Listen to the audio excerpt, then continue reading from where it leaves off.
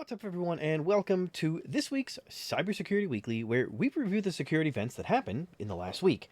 As always, I have broken the stories down in the timeline, and there's a list of the stories with time markers in the description below. So you can click on any of those time markers to jump around to any story you want. If you find my work valuable, of course I ask you to hit the like button and share this episode with anyone you know who can benefit from this information. If you have not already, please consider subscribing to my channel. Oh, drat these computers. They're so naughty and so complex. I could pinch them. We start off today with patches. Security company SonicWall addressed a critical SQL injection vulnerability tracked as CVE 2022-22280 with a CVSS score of 9.4 in Analytics on-prem and global management system products. Improper neutralization of special elements used in a SQL command leading to unauthenticated SQL injection vulnerability impacting SonicWall GMS and Analytics on-prem, reads the advisory published by the company. SonicWall researchers pointed out that the likelihood of exploitation may be significantly reduced by incorporating web application firewall that could detect and block SQLi attacks. The vulnerability was discovered by H4LO or Hello and Catalpa of HatLab DB App Security. Organizations are recommended to upgrade to the above version as soon as possible. There is no workaround available for this vulnerability, SonicWall said. However, the likelihood of exploitation may be significantly reduced again by incorporating a web application firewall, or WAF, to block SQLi attempts. Starting with Windows 11 Insider Preview Build 22.528.1000, the OS supports an account lockout policy enabled by default to block brute force attacks. The lockout policy was set to limit the number of failed sign-in attempts to 10 for 10 minutes. Win 11 builds now have a default account lockout policy to mitigate RDP and other brute force password vectors. This technique is very commonly used in human-operated ransomware and other attacks. This control will make brute forcing much harder, which is awesome, announced David Weston, Microsoft Vice President for Enterprise and OS Security. The account lockout threshold policy allows setting the number of failed sign-in attempts that will cause a user account to be locked. Once the account has been locked, it cannot be used until the admin resets it, or until the number of minutes specified by the account lockout duration policy setting expires. The lockout policy is supported by Windows 10 and some Windows Server builds. A collateral effect is that threat actors can abuse this feature to launch denial of service attacks, causing problems for the target organization. So it's not really that good of a fix, it seems. Atlassian released security updates to address a critical hard-coded credentials vulnerability in Confluence Server and Data Center tracked as CVE 2022-26138. A remote, unauthenticated attacker can exploit the vulnerability to log into unpatched servers. Once installed, the questions for Confluence app version 2.7.34, 2.7.35, and 3.0.2, a Confluence user account with the username disabled system user is created. According to Atlassian, the account allows administrators to migrate data from the app to Confluence Cloud. The bad news is that the account is created with a hard-coded password and is added to the Confluence users group, which allows viewing and editing all non-restricted pages within Confluence by default. The company pointed out that uninstalling the questions for Confluence app does not solve this vulnerability because the disabled system user account is not removed after the app has been uninstalled. Admins of impacted Confluence Server or data center instances can remediate this vulnerability with the following actions. Update to non-vulnerable versions of questions for Confluence and disable or delete the disabled system account user account. Apple released security updates to fix 37 vulnerabilities impacting iOS, iPadOS, macOS, tvOS, and watchOS devices. The flaws addressed by Apple lead to arbitrary code execution, privilege escalation, denial of service, and information disclosure. One of the most severe issues addressed by the IT giant is a heap buffer overflow tracked to CVE 2022-2294. The vulnerability resides in the web real-time communications component and was discovered by Google researchers who confirmed that it is actively exploited in the wild in attacks aimed at Chrome users. The vulnerability was reported by Jan Wojciech from the Avast Threat Intelligence team on the 1st of July 2022. Users should upgrade their devices by installing the iOS 15.6, iPadOS 15.6, macOS, Monterey 12.5, Big Sur 11.6.8, and 2022-05 Catalina, tvOS 15.6, and watchOS 8.7. We now move on to vulnerabilities and updates. The Tor project team has announced the release of the Tor Browser 11.5. The new version of the popular privacy-oriented browser implements new features to fight censorship. With previous versions of the browser, circumventing censorship for the Tor network itself was a manual process that required users to dive into Tor network settings and choose a bridge or to unblock the Tor. Experts pointed out that censorship of Tor isn't uniform. This means that a certain pluggable transport or bridge configuration may work in one country, but could not work in another country. The Tor browser version 11.5 implements a new feature called Connection Assist, which was developed to assign automatically or to automatically assign the bridge configuration that could allow users in a specific location to bypass censorship. Connection Assist downloading up-to-date list options that optimize the connection from the user's country. To do this, the browser requests user consent. Maintainers at the Tor project pointed out that this is only version 1.0 of the Connection Assist. For this reason, they invite users to submit their feedback to help them improve the user experience in future releases. Users from countries where the Tor network may be blocked, such as Belarus, China, Russia, and Turkmenistan, can test the most recent iteration of this feature by volunteering as an alpha tester and reporting your findings on the Tor forum, continues the announcement. Another feature implemented in version 11.5 is making HTTPS only mode, which is enabled by default for desktop, and HTTPS everywhere will no longer be bundled with Tor browser. Since the beginning of the year, our priorities for Android have been threefold. Start releasing regular updates for Android again, fix the crashes that many Android users have experienced, catching up with Phoenix Firefox for Android releases. The last version of the Tor browser is available on the official download portal. A remote attacker can exploit this vulnerability with CVE 2022-30136 Windows NFS remote code execution flaw by sending malicious RPC calls to a target server to achieve arbitrary code execution in the context of system. Experts pointed out that the unsuccessful exploitation of this issue may trigger a crash of the impacted system. The NFS protocol uses open network computing, remote procedural call, to exchange control messages. When ONC RPC messages are sent over TCP, they are prepended with a fragment header structure that specifies the length of the message, a piece of information used by the receiver to distinguish multiple messages sent over a single TCP session. This bug was patched by Microsoft in June 2022 and assigned CVE 2022-30136. In their write-up, they also list disabling NFS version 4.1 as a method to mitigate attacks. However, this could lead to a loss of functionality. Also, Microsoft notes the update to address this bug should not be applied unless the fix for CVE 2022-26937 is installed, concludes the experts. Applying both updates in the appropriate order is the best method to fully address these vulnerabilities. The experts also observed threat actors exploiting new ways or exploring new ways of delivering malware to victims, such as the use of a .iso container to remove MOTW from documents or to bypass inline email defenses, which has notably been used by the iced ID malware. Also, the continued use of password-protected .zip attachments, as these are typically unable to be inspected by inline email security tooling. Threat actors hacked the Ukrainian radio station TAVR Media and broadcast fake news on the critical health condition of President Volodymyr Zelensky. Threat actors breached the Ukrainian radio station TAVR Media last week. The Kiev Independent reported that a music program on at least one of the radio stations managed by TAVR was interrupted by false reports about Zelensky's health at around 1 p.m.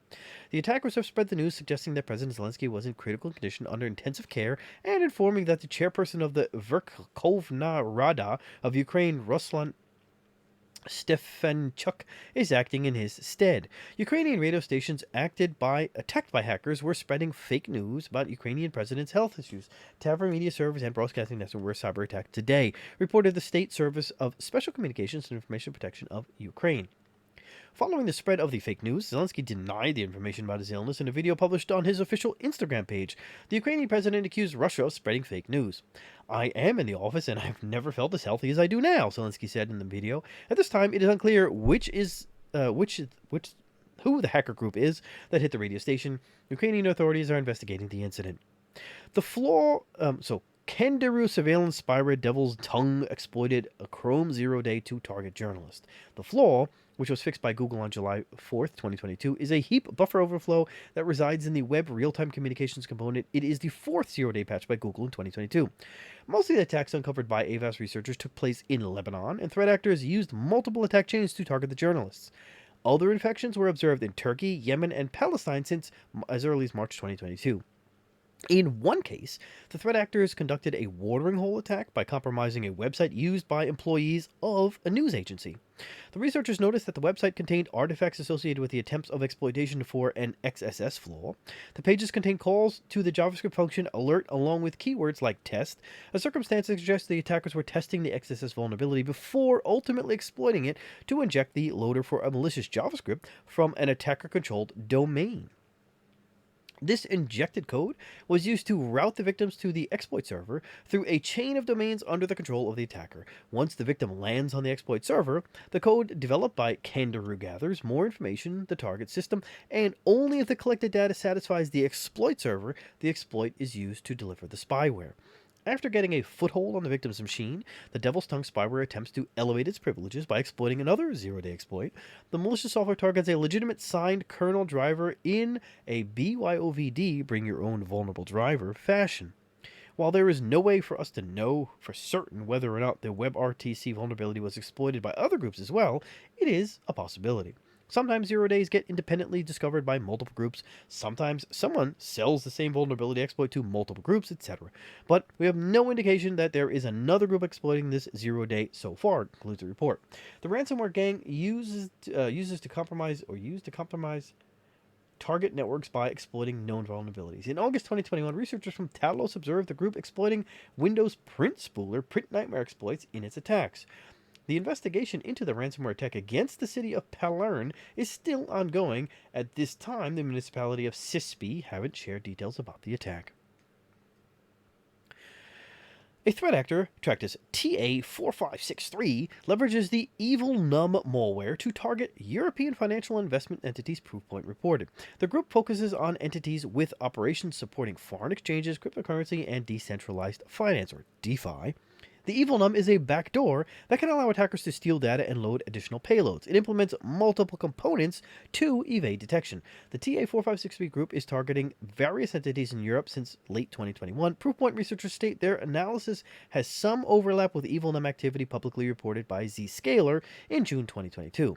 The analysis of a campaign that started in December 2021 revealed that the attackers used messages reported to be related to financial trading platform registration or related documents. The attackers also used weaponized Microsoft Word documents used to install an updated version of the EvilNum backdoor. In early 2022, threat actors continued to target European financial entities but used different techniques. The mole spam messages attempted to deliver multiple OneDrive URLs that contained either an ISO or a .link attachment. In other campaigns, the messages were delivering a compressed .link file. In mid-2022, threat actors changed their tactics again and started delivering Microsoft Word documents to attempt to download a remote template to start EvilNum infection. Researchers from Cisco Talos discovered an uncommon piece of malware that was employed in an attack against a large Ukrainian software development company. Researchers believe that the attackers could be linked to Russia and targeted the firm in an attempt to conduct a supply chain attack. At this time, it is not clear if the attack was successful. The analysis of the malicious code revealed that it is a slightly modified version of the GoMet open source backdoor. Talos researchers pointed out that there are only 2 documented cases of usage of this backdoor by advanced threat actors. The first one took place in 2020. Threat actors were dropping this backdoor after the compromise of a network by exploiting the CVE 2020-5902 vulnerability in F5 Big IP. The second time the backdoor was involved took place recently. The attackers deployed the malware after successful exploitation of the CVE 2022-1040 vulnerability in Sophos firewall. The original GoMet was published on GitHub on March 2019. It had commits until April 2nd, 2019, but the author has not added any features since its first appearance. The researchers noticed that the version employed in the attack was changed by the attackers. In particular, the cron job was configured to run every 2 seconds instead of every hour. The change prevents an hour-long sleep if the connection fails. Another change is related to the action that the malware does in case command and control is unreachable. It'll sleep for a random amount of time between 5 and 10 minutes. Talos researchers found 2 samples of this backdoor that have minor differences, but that likely used the same source code. The samples detected by Talos have the IP address of the command and control hard-coded and contacted via HTTPS on the default port. The server uses a self-signed certificate that was issued on April 4, 2021. Researchers from Intezer discovered a previously undetected malware tracked as Lightning Framework, which targets Linux systems. The malicious code has a modular structure and is able to install rootkits. Lightning Framework is a new undetected Swiss Army knife-like Linux malware that has modular plugins and the ability to install rootkits, reads the report published by the experts. It is rare to see such an intricate framework developed for targeting Linux systems. The Lightning Framework could install multiple types of rootkit and run different plugins. The framework is able to open SSH on an infected machine. The framework is composed of a downloader and a core module. It could expand its capabilities using a number of plugins. Some of them are open source tools. The main function of the downloader is to fetch the other components and execute the core module. The core module was designed to receive commands from the command and control and execute the plugins. This malware is yet to be spotted in the wild, and some of its components referenced in the source code are yet to be found and analyzed. The malware uses typo squatting to avoid detection. For example, the downloader masquerades as the Seahorse genome password and encryption key manager to evade detection. Both core and download modules communicate with command and control over TCP sockets, while data are in JSON structures. Experts notice that the malware also hides its presence by modifying malicious artifacts, timestamps using time stomping. The files have their last modified time edited to match that of either whoami find or SU. The framework also hides its process ID and any related network ports using one of the rootkits it can deploy. The U.S. Cybersecurity Infrastructure Security Agency published an advisory to warn of multiple security vulnerabilities in MiCODUS MV720 global positioning system trackers, which are used by over 1.5 million vehicles. The MiCODUS MV720 GPS tracker is a popular vehicle GPS tracker manufactured in China, which is used by consumers for theft protection and location management, and by organizations for vehicle fleet management. The flaws were discovered by BitSight researchers. They have been tracked as CV 2022-2107, 2141, 2199, 34150, and 33944. Researchers from BitSight who discovered the issue reported that threat actors could hack into the tracker to potentially cut off fuel, physically stop vehicles, or track the movement of vehicles using the device. MiCODUS is used today by 420,000 customers in multiple industries, including government, military, law enforcement agencies, and Fortune 1000 companies. The researchers shared their findings with Apple. The IT giant downplayed the risks related to the exposure to this side channel attack for Mac users, because the technique requires other security vulnerabilities to be effective. Researchers from Kaspersky Lab detailed a new ransomware family named Luna, which is written in Rust and is able to target Windows, Linux, and ESXi systems. Luna ransomware is the third ransomware family that is written in Rust language. Other malware strains are Black Hat and Hive. The Luna ransomware was first spotted in June by the Kaspersky Darknet Threat Intelligence Active Monitoring System that spotted a new advertisement on a Darknet ransomware forum. The ADV states that the advertisement states that the ransomware only works with Russian-speaking affiliates. According to the experts who analyzed the command line operations for the ransomware, Luna is fairly simple. The encryption scheme is unusual because it combines X25519 and AES. The researchers noticed that the Windows version has minor changes compared with both the Linux and ESX samples, which are compiled using the same source code. Upon enabling macros to view the context, the DNS backdoor will be dropped onto the system when the user closes the document. The attackers leverage the auto-close function to drop the DNS backdoor onto the system. The auto-close function reads a PE file from the text box present on the 7th page of the document. Blackbuster has been active since April 2022. Like other ransomware operations, it implements a double extortion attack model. The ransomware appends the .basta extension to the encrypted file names and creates ransom notes named readme.txt in each folder. Kaspersky researchers reported that operators implemented a new functionality that relies on starting up the system in safe mode before encrypting and mimicking Windows services for persistence reasons. Starting Windows systems in safe mode allows Blackbuster to bypass detection from multiple endpoint security solutions. Researchers from SentinelOne reported that low-skill crimeware 8220 Gang has expanded their cloud botnet over the last month to roughly 30,000 hosts globally. The gang focuses on infecting cloud hosts to deploy cryptocurrency miners by exploiting known vulnerabilities and conducting brute force attacks. The 8220 group has been active since at least 2017. The threat actors are Chinese speaking, and the names of the group come from the port number 8220 used by the miner to communicate with the command and control servers. According to Microsoft researchers, the group has actively updated its techniques and payloads over the last year. In a recent campaign, the group targeted i686 and x86-64 Linux systems and uses RCE exploits for CVE 2022-26134 Atlassian Confluence and CVE 2019-2725 WebLogic for initial access. The experts reported that the crypto mining gang used a version of the IRC botnet, PawnRig cryptocurrency miner.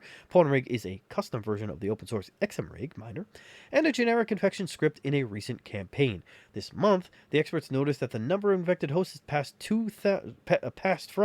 increased from 2,000 to around 30,000.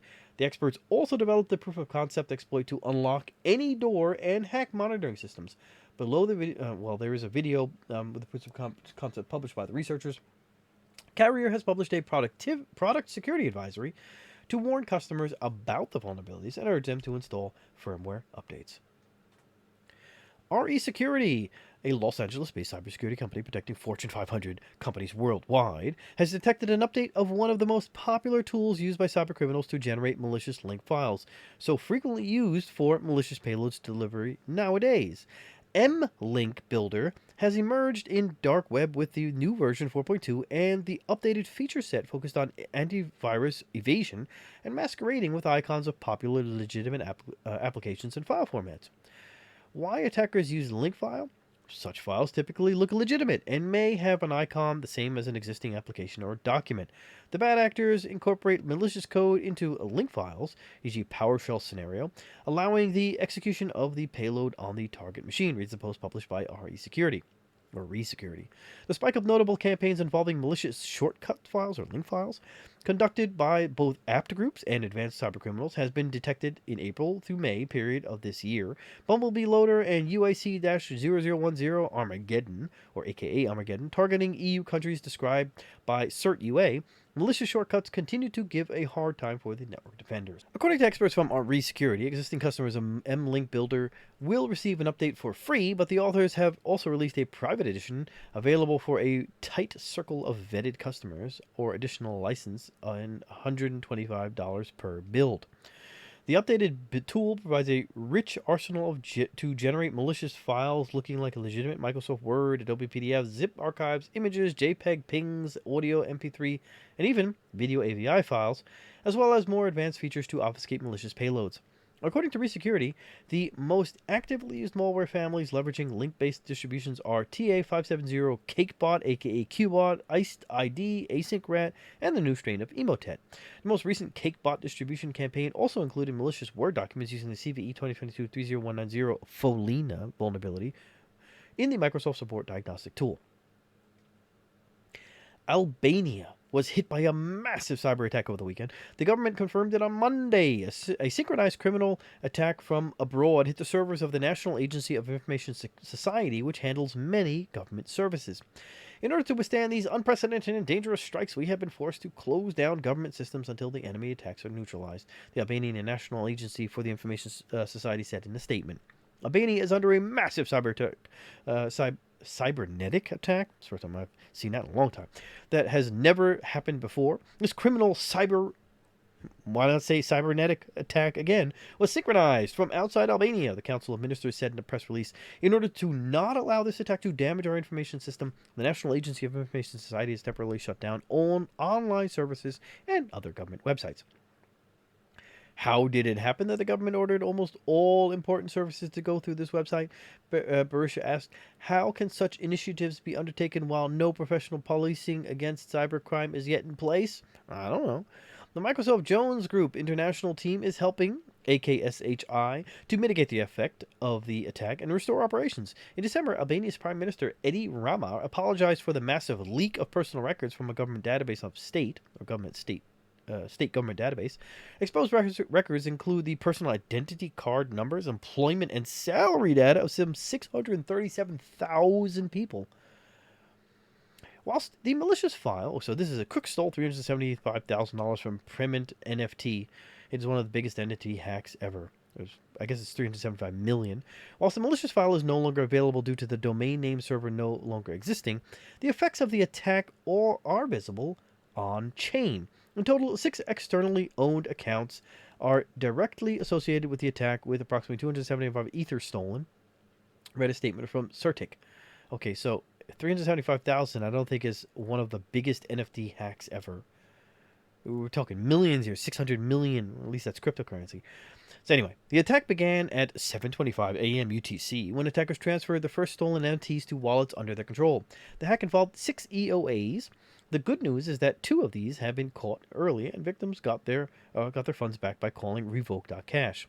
Certic experts provide recommendations to prevent this kind of incident. Web3 projects should always build practices with decentralization around points that entail centralization risk and single points of failure.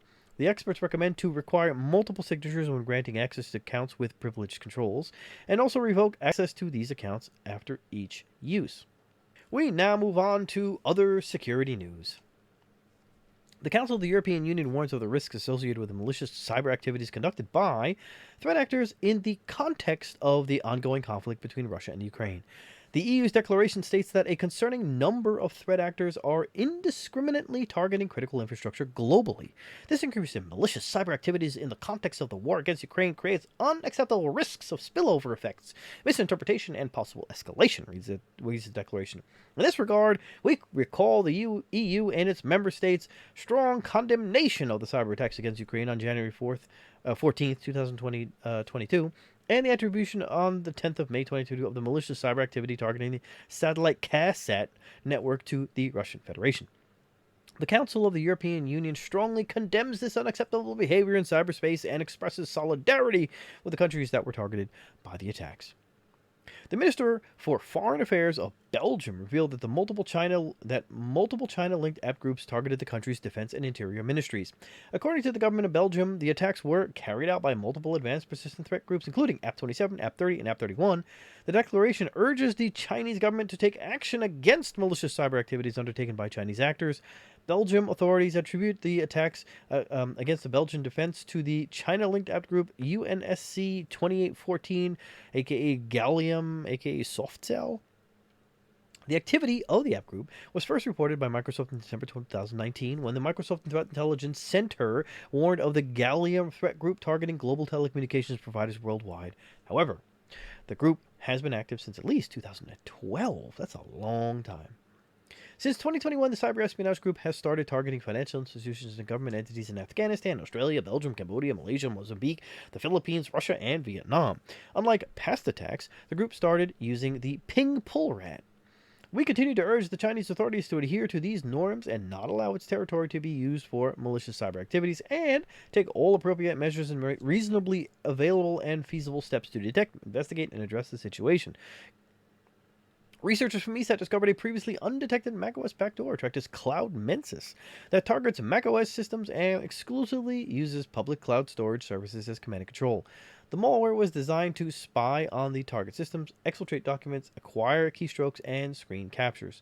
Cloud Mensis was developed in Objective-C. The samples analyzed by ESET are compiled for both Intel and Apple architectures. Experts have yet to determine how the victims are initially compromised by this spyware. The attack chain detailed by ESET is composed of 2 phases. In the first stage, or phase, the malware retrieves its next stage, or phase, from a cloud storage provider. The malicious code includes an access token to download the myexecute file from the drive. In the sample analyzed by ESET, the malicious code was using pCloud provider as a storage for the second stage malware that implements the spyware capabilities. The first stage, or phase malware, downloads and installs the second phase or stage malware as a system-wide daemon, continues the post. At this phase or stage, the attackers must already have administrative privileges because both directories can only be modified by the root user. The execute component includes a method called remote registration that cleans up after a successful Safari sandbox escape exploit. The exploit chain uses 4 flaws that were disclosed in 2017. A circumstance suggests that Cloud Mensis may have been active since at least 2017, avoiding the detection. The malware is also able to bypass the Transparency, Consent, and Control, or TCC, security feature, which prevents that any app could access files in documents, downloads, or desktop, iCloud Drive, and network volumes without obtaining the explicit user consent. Experts notice that the malware communicates with command and control infrastructure using authentication tokens to multiple cloud providers, Dropbox, pCloud, and Yandex Disk, that were stored in the Cloud Mensis configuration. Palo Alto Networks researchers reported that the Russia-linked F29 group, tracked by the researchers as Cloaked Ursa, started using the Google Drive cloud storage service to evade detection. The Russia-linked F29 group, aka SVR, Cozy Bear, and the Dukes, has been active since at least 2014, along with F28 cyber espionage group, was involved in the Democratic National Committee hack and the wave of attacks aimed at the 2016 U.S. presidential elections. The attackers used online storage services to exfiltrate data and drop their malicious payloads. The use of legitimate cloud services is not a novelty to this nation-state actor, but experts pointed out that in the two most recent campaigns, the hackers leveraged Google Drive cloud storage services for the first time. The ubiquitous nature of Google Drive cloud storage services, combined with the trust that millions of customers worldwide have in them, make their inclusion in this app's malware delivery process exceptionally concerning, reads the analysis published by Palo Alto Network. The most recent campaigns by this actor provide a lure of an agenda for an upcoming meeting with an ambassador. A threat hunting activity based on the analysis of the creation time of the phishing messages produced by the producer and PDF version metadata in the sample analyzed by Palo Alto Networks and allowed the experts to identify other suspicious documents that were uploaded to VirusTotal in early April 2022. Many of these documents appear to be phishing documents associated with common cybercrime techniques. This suggests that there is likely a common phishing builder being leveraged by cybercrime and actors alike to generate these documents, continues the report. Their two most recent campaigns demonstrate their sophistication and their ability to obfuscate the deployment of their malware through the use of Dropbox and Google Drive services. This is a new tactic for this actor and one that proves challenging to detect due to the ubiquitous nature of these services and the fact that they are trusted by millions of customers worldwide, concludes the report. The U.S. Federal Bureau of Investigation has warned of crooks creating malicious cryptocurrency-themed apps to steal crypto assets from investors. Crooks contact U.S. investors claiming to offer legitimate cryptocurrency investment services and attempt to trick them into downloading fraudulent mobile apps that they have created.